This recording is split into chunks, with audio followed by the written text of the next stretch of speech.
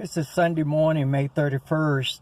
I just finished watching one of the media outlets of an interview.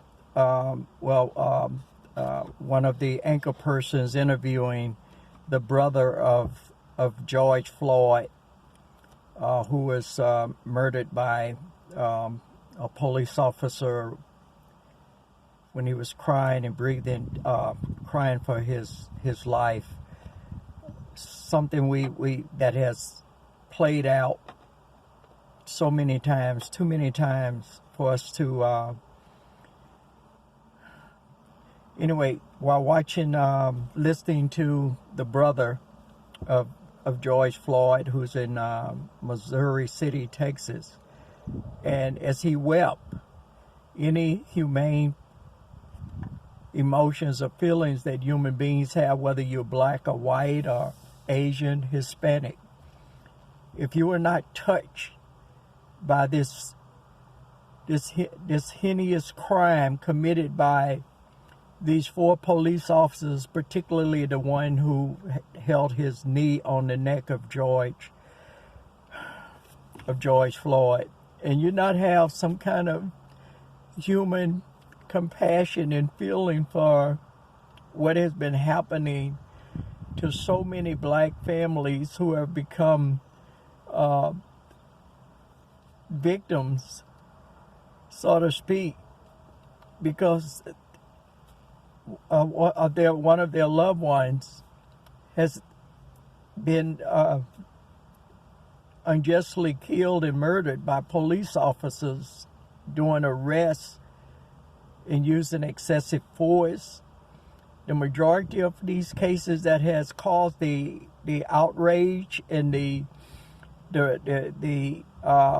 violent protesting and rioting, which none of us who are sane or compassionate condone, the violence that is associated with torturing law enforcement vehicles, property, or hurting innocent police officers. None of us in our right mind should condone that. There are so many good police officers who are committed to serving and protecting citizens and putting their own lives on the line. But then you have those like the officer in the Arizona case, and now this current one, because those two cases are so similar, George Floyd and Arizona, and you can't help but, as the brother of George Floyd was weeping and trying to speak to the news person. I think it was I forget the young lady name who's with CNN. She was interviewing him, George Floyd brother, and Attorney Crump. And I mean, it was very extremely difficult. And I heard one other published author that was being interviewed. I don't recall his name, but he just, he wept so hard as though it was his biological brother that was killed. And that's the way many of us black men feel, those of us of African American descent, whether you mixed race, if you dark skinned, then you know what it feel like to feel sometimes paranoid when you're around police officers, or when a police car pull in behind you. Even in my professional career as a professional private investigator, owner of a detective agency, and a professional security person for decades, and special police officer in Washington D.C. for 20 years. I have even been in counties adjacent to the nation's capital where police officers would just follow me for the length of time that I'm driving through a particular community, trying to travel back to my destination, and it just goes on and on. But this is not about me. This is about how we feel right now, and that one young man, Makita something. He published a book called something about, you know, America, the country. I can't describe it but I just can't help but be prompt to feel the same sentiment and the same emotions. I cried as I watched Floyd, George Floyd brother, weeping and crying and pleading with America, with others in this country who have experienced the racism and the indifference on how we as a people of color are treated by many police officers. And it just, you know, it's so painful. And I don't even want to think about, and oftentimes I still do, even though I'm at, 70 years old.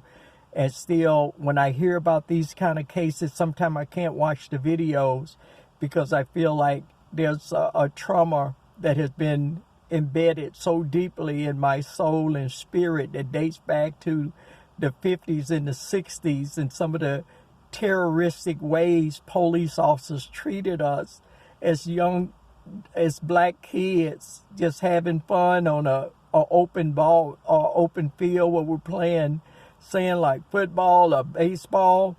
Times that my eldest brother and I would be walking home from visiting other friends, and I remember specifically one time that two white police officers, we were just walking home on the side of the road, and they pulled over and blocked us with the patrol vehicle, got out, made us get on our knees, and called us all kind of degrading names and the N word and that we're monkeys and they should blow our brains out. I was only about 10 years old, and it was, even today, all these decades later, sometime I still, that image, that moment still grip me, especially when we have these police shootings of African American men, unarmed the majority of the time. The pain is there, and I have to agree with Mr. Attorney Crump and the brother that was being interviewed, and that particular author. I wish I could remember his name, because he just lost composure on national TV, and he said that he feel like it's his own brother that was killed, and that's the way we all feel, that George Floyd and others like George Floyd, they are our brothers, because we all have had to feel this certain unedginess, this anxiety when we're in the presence of white police officers. And I know that sounds strange, because I have been in law enforcement, but it's kind of hard to describe. I couldn't watch that video. It took me about 2 or 3 days to watch the video of yet another African American man pleading and begging with police officers that he can't breathe. And now I heard this hashtag while watching some of the CNN videos, that now we all should be saying we can't breathe. Where's our freedom? Where's the ultimate justice for African American people?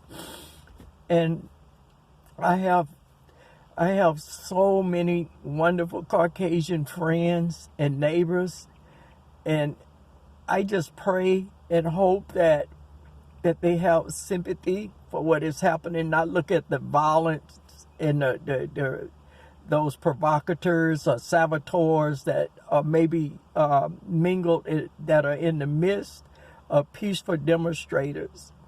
But you would hope and pray that justice will prevail this time. This is such an open and shut case, it seemed like, for prosecutors to, they've already arrested and charged the officer who had his knee on Mr. Floyd's neck. But those other 3 officers had a responsibility they should have been accountable.